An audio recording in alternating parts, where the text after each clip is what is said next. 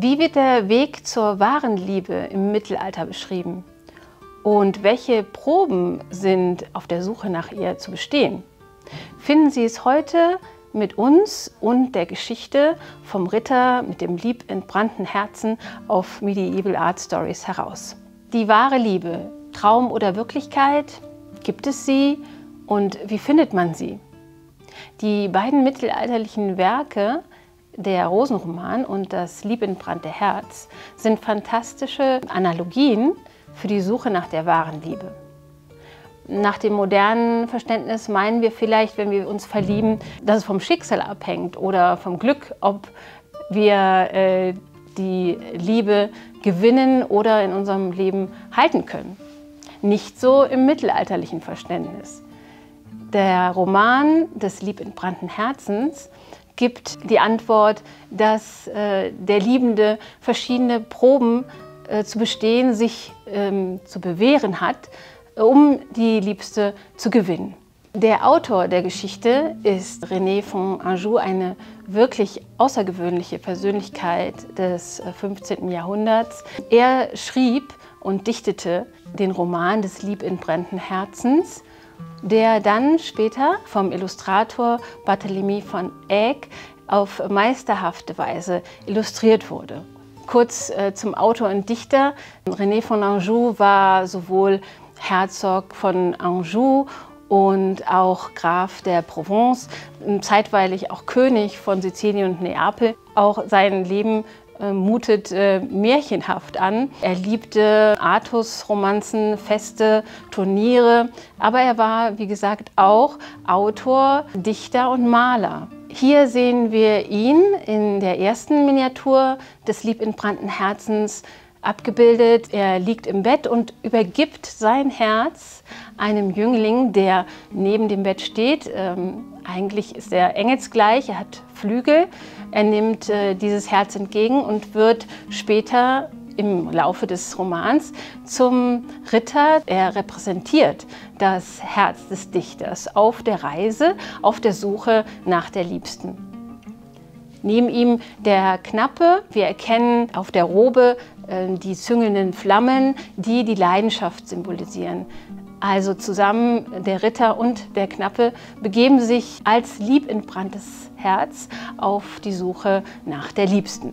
Bevor wir in die Miniaturen eintauchen des Abenteuers des liebentbrannten Ritters, ist darauf hinzuweisen, obwohl es wie ein Ritterroman geschrieben ist, sind die Begegnungen symbolischer Natur. Also die verschiedenen Stationen, die unser Ritter durchlaufen muss, haben eine tiefergründige Bedeutung. Zum Beispiel muss der Ritter den Fluss der Tränen überqueren oder trifft auf die Zwergin der Eifersucht. Hier sehen wir die Miniatur, die am Anfang steht. Und zwar sehen wir hier den Ritter nun in voller Rüstung mit dem Knappen. Zusammen sind sie mit dem Pferd unterwegs und treffen auf die Dame der Hoffnung. Wir sehen, dass der Ritter nun eben das Herz als Wappen auf dem Helm und auch auf dem Schmuck des Pferdes trägt. Auch sind blaue Blumen auf seinem Helm zu sehen, die vielleicht Vergissmeinnichts, also Symbole der Sehnsucht und der Liebe sein können. Die Dame der Hoffnung weist dem Ritter den Weg. Sie klärt ihn über die Meilensteine auf dem Weg zur wahren Liebe auf.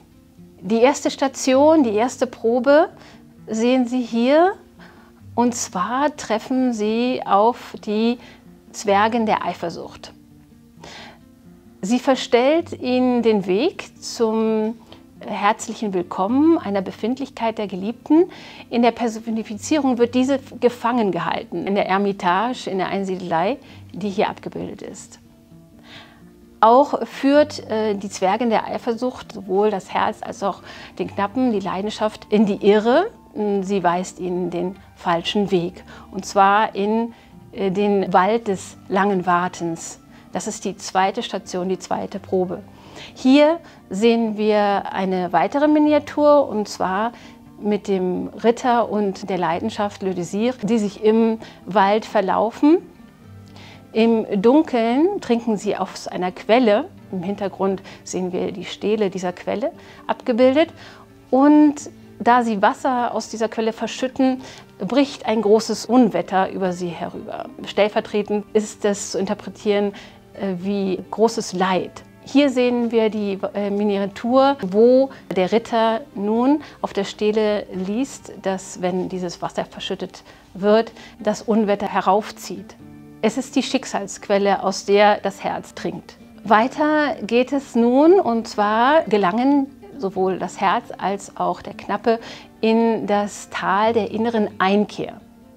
Dort treffen sie in einem kleinen Haus auf die alte Frau, die Melancholie heißt, also diese repräsentiert.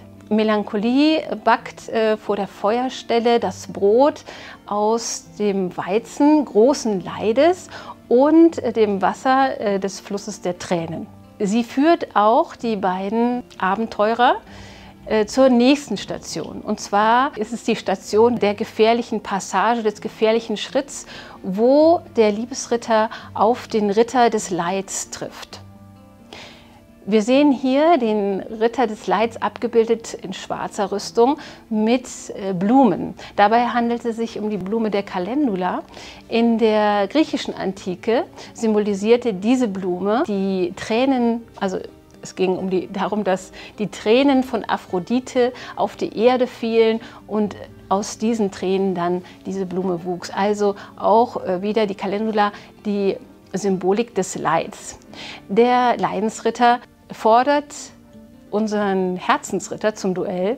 Leider, wie wir das auf dieser nächsten Miniatur sehen, geht dieser Kampf für unser liebendes Herz, den Ritter, nicht gut aus. Er wird jedoch von der Dame aus dem Fluss der Tränen gezogen und gerettet. Sie weist dem Herzensritter wiederum erneut den Weg, und zwar geht es zur nächsten Station. Die nächste Station ist die Burg des freudlosen Hügels. Hier erwartet sie auf dieser Miniatur zu sehen eine Dame, die den Namen Faulheit trägt. Hier wird nicht nur die Faulheit der Lebensführung repräsentiert, zu sehen eben durch dieses offene Kleid der Dame und die nicht gebundenen Schuhe. Man sieht auch, wie die Burg von Unkraut überwuchert wird. Das heißt also, hier wird Faulheit der Lebensführung repräsentiert. Interessant ist aber jedoch auch, dass etymologisch Faulheit mit dem Begriff der Acedia verbunden wird. Und da geht es im übergeordneten Sinne darum, dass Faulheit verstanden wird als Entfremdung des fühlenden Selbst von der Welt, den Menschen in dieser Welt und sich selbst. Wir sehen am Fenster auch den Ritter, den Burgherren. Es handelt sich um den wutentbrannten Ritter, der unseren Liebesritter zum Kampf herausfordert. Dieser Kampf geht auch gut aus, also der Liebesritter siegt. Jedoch wird er dann, dies ist nicht dargestellt in der Miniatur, von der Dame dieser Burg, nämlich der Trauer, überlistet und in einem Verlies dann gefangen gehalten. Sein Knappe, die Leidenschaft, kann entfliehen und kommt dem Ritter zur Hilfe, und zwar mit zwei anderen Gefährten. Diese sind das Wohlgefallen und die Freude, die Erzfeinde von Wut und Trauer, und können zusammen eben den Liebesritter aus der Burg befreien. Die letzte Station führt zu dem Haus einer Einsiedelei, auch der Entmutigung. Die Gefährten, hier in Begleitung von einem weiteren Ritter, und zwar ist es die Großzügigkeit, treten ein und finden dort einen Mann, der in völliger Abgeschiedenheit, traurig und isoliert lebt, und werden fast von diesem Ambiente sozusagen in den Bann gezogen. Sie schaffen es aber, wieder hinauszutreten und treffen wieder im Anschluss auf die Dame der Hoffnung, die den Weg weist zum Meer, wo sie dann das Schiff erwartet, das sie dann auch glücklich übersetzt zur Liebesinsel. Übergesetzt werden sie von zwei wunderschönen Damen, und zwar dem Vertrauen und der Erwartung. Fazit: Es handelt sich um eine fantastische Allegorie unseres Dichters René von Anjou, mit welchen Dingen ein Liebender oder ein Verliebter zu kämpfen hat. Wenn wir das noch einmal zusammenfassen, die Ratschläge, die René von Anjou einem Liebenden gibt, so sind es eben diese, die wir gerade an den 7 Stationen dieser abenteuerlichen Reise unseres beherzten Ritters kennengelernt haben. Zunächst geht es darum, dass es der Ratschlag ist, sich nicht von der Eifersucht in die Irre führen zu lassen, repräsentiert durch das Treffen auf die Zwergin der Eifersucht. Zweitens, der Ratschlag, eben viel Geduld mitzubringen. Das wird repräsentiert durch die Reise durch den Wald des langen Wartens. Dann geht kein Weg daran vorbei, eben auch aus der Schicksalsquelle zu trinken und sich dem Leid zu stellen. Und dann rät er, sich nicht von der Melancholie und Traurigkeit einfangen zu lassen, repräsentiert durch die Dame der Melancholie im Tal der traurigen Einkehr. Weiterhin die 5. Probe bestand darin, dass das Herz vom Leidensritter, also vom Leid, übermannt werden kann. Zentral wieder hier auch die Stellung der Hoffnung, dass man festbleiben soll und dadurch eben großes Gut erlangen kann, wenn man die Suche bis zum Ende führt. So die Dame der Hoffnung, die den Ritter aus dem Fluss der Tränen rettet. Auch muss er sich der Entfremdung des Fühlenden selbst behaupten, die einhergehen mit großem Zorn und Traurigkeit, hier repräsentiert durch die Auseinandersetzung des Herzensritters mit dem Ritter des Zorns und der Herrin der Burg der Traurigkeit. Schließlich spricht er hier auch vom Rat, eben sich nicht entmutigen zu lassen. Wir erinnern uns die Station der Einsiedelei, auch des mit dem Einsiedler, der entmutigt oder sogar depressiv wird. Und wiederum zentral ist die Stellung der Hoffnung am Ende, die dem Ritter glücklich den Weg weist und ihn das Meer überqueren lässt zur anderen Welt, und das ist die Insel des Liebesgottes. Wenn Sie wissen möchten, wie die Geschichte ausgeht für unseren Herzensritter, so lassen wir Ihnen unten in der Beschreibung dieses Videos einen Link zur Zusammenfassung des altfranzösischen Textes auf Deutsch, welche Dinge dem Liebesritter auf der Liebesinsel widerfahren.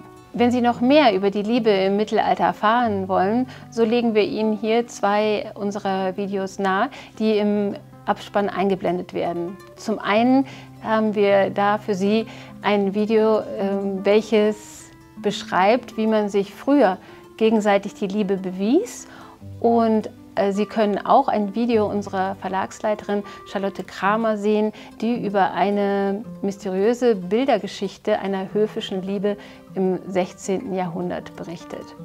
Wie immer hoffen wir, dass Ihnen das Video gefallen hat. Wir freuen uns über ein Like oder dass Sie unserem Kanal folgen. Bis bald!